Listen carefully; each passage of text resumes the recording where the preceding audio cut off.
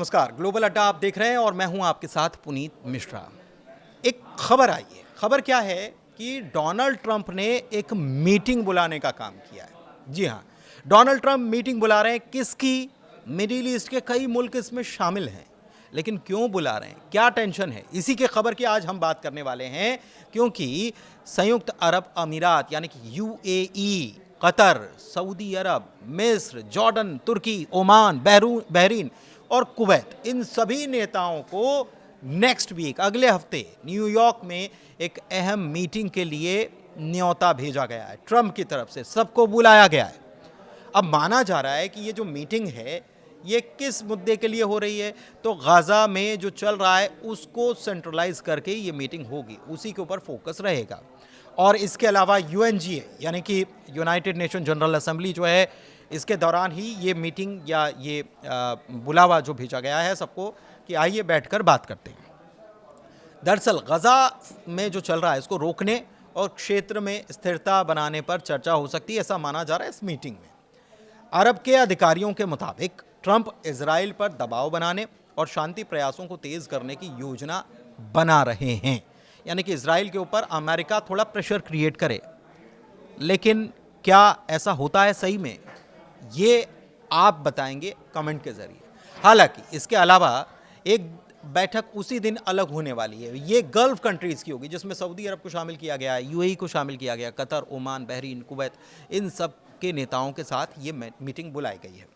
तो इसका फोकस क्या है, ये भी ध्यान देने वाली बात है। इसका फोकस हो सकता है कि गल्फ में वो देश भी आता है जिसके साथ संघर्ष अक्सर अमेरिका का देखने को मिलता है, ख़ासतौर पर इजराइल का देखने को मिलता है। हम बात करें ईरान की, तो क्या ईरान को लेकर यह मीटिंग हो सकती है?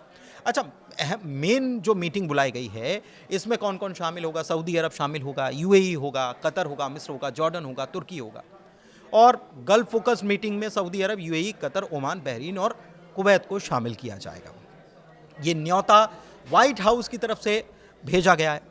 दरअसल हाल के हफ्तों में गज़ा में जो तनाव बढ़ रहा है और कतर में जो इमरजेंसी समिट हुआ उसके बाद ये न्योता, ये इनविटेशन भेजा गया है ट्रंप की तरफ से। दरअसल ट्रंप ने मिडिल ईस्ट में सक्रियता दिखानी शुरू की मई 2025 से। जब वो आए थे, आपको याद होगा, 3 देशों की यात्रा की थी, सऊदी अरब की यात्रा की थी, कतर की यात्रा की थी, यूएई की यात्रा की थी। तो ऐसा लगता है कि इसको आगे बढ़ाने का समय ट्रंप को लगता है कि अब आ गया है।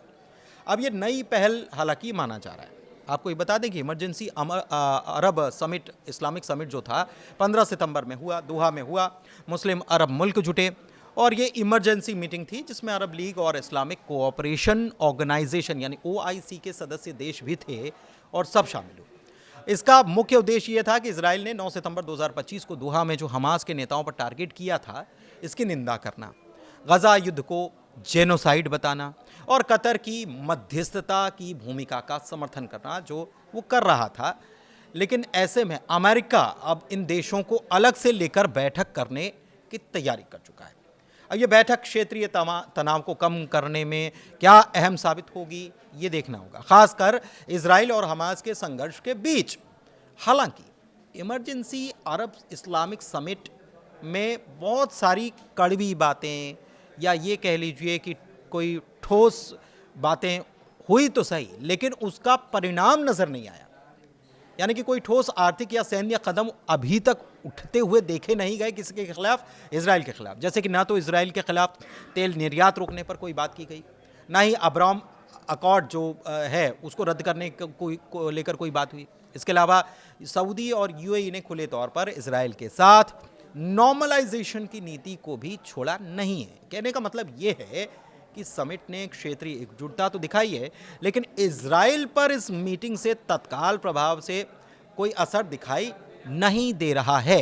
तो ट्रंप की तरफ से ये जो मीटिंग बुलाई गई है, आपको क्या लगता है कि अमेरिका इजराइल का साथ छोड़ देगा, या अमेरिका और इजराइल जो अलाई हैं एक दूसरे के और जिनको खबर होती है कि कौन क्या कर रहा है, खास तौर पर इजराइल क्या करने जा रहा है, इसकी खबर यूएस को पहले होती है, उसके बाद इजराइल को ये कदम उठाता है।